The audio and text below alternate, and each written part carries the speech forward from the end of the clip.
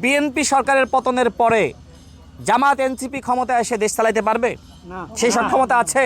BNP সরকারের পতন ঘটানোর সক্ষমতা এখনো পর্যন্ত আপনাদের তৈরি হয়নি। আপনারা বলেছিলেন নির্বাচনের আগে যে বিএনপি চাঁদাবাজ, বিএনপি সংস্কার বিরোধী, বিএনপি জুলাই জাতীয় সনদ মানে না, নানান কথাবার্তা বলেছিলেন।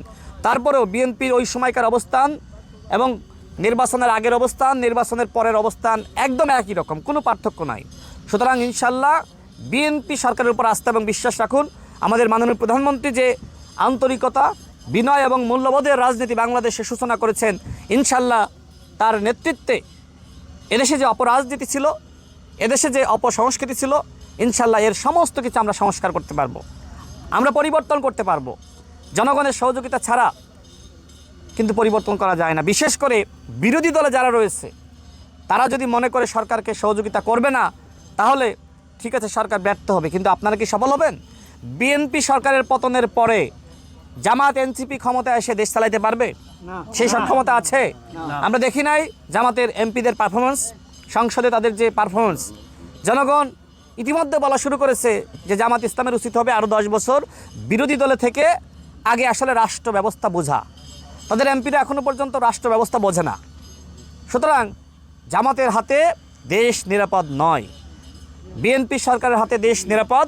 জনগণ এটি বিশ্বাস করে, শহীদ পরিবারেরা বিশ্বাস করে, জুলাই যোদ্ধারা বিশ্বাস করে। এখানে আমাদের অলিউলের মুখ থেকে কেন সমালোচনা বের হয়, তাই না? সে তো জুলাই যোদ্ধা, নাহিদের নেতৃত্ব মেনে সে তো জুলাই আন্দোলনে নেমেছিল, আসিফের নির্দেশনা মেনে জুলাই আন্দোলন নেমেছিল। অন্তর্বর্তীকালীন সরকার সঠিক সময়ে তার এই হাতের চিকিৎসা করে নাই, তার এই হাতের চিকিৎসা অন্তর্বর্তীকালীন সরকার সঠিক সময়ে করে নাই। দেখেন হাতটার অবস্থা ঝাঁঝরা হয়ে গেছে, মানে জীবিত থেকেও অলিউল আজকে মৃত, তার হাতটা অকেজো। সঠিক সময়ে চিকিৎসা করতে পারেন নাই। জুলাই স্মৃতি ফাউন্ডেশন গঠন করছিলেন, এইটার মাধ্যমে কি শহীদদের পুনর্বাসন, শহীদ পরিবারের পুনর্বাসন করতে পেরেছেন? বরং সার্জিস আলমকে দায়িত্ব দেওয়া হয়েছিল, পুরোপুরি ব্যর্থ হয়েছিল, পদত্যাগ করেছিল। যারা জুলাই স্মৃতি ফাউন্ডেশন চালাইতে পারে নাই, তারা এখন রাষ্ট্র চালাইতে চায়। এবং নাহিদ ইসলাম গতকাল বলল যে আপনারা নির্বাচনের মধ্য দিয়ে ক্ষমতা এসেছেন, কিন্তু 5 বছর থাকবেন সেটি নিশ্চয়তা কি?